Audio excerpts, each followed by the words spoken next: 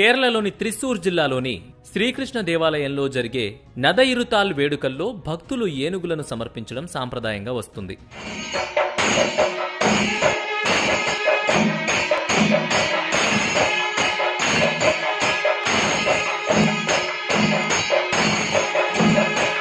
అయితే ఇలాంటి ఆచారాల వల్ల ఏనుగులు హింసకు గురవుతున్నాయని అటవీ శాఖ అనేకసార్లు విమర్శలు చేసింది.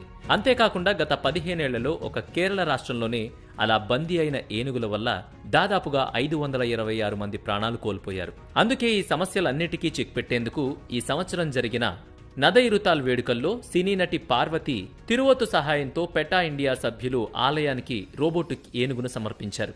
ఇలా ఒక ఆలయంలో రోబోటిక్ ఏనుగు ఉపయోగించడం భారతదేశ చరిత్రలో ఇదే మొదటిసారి.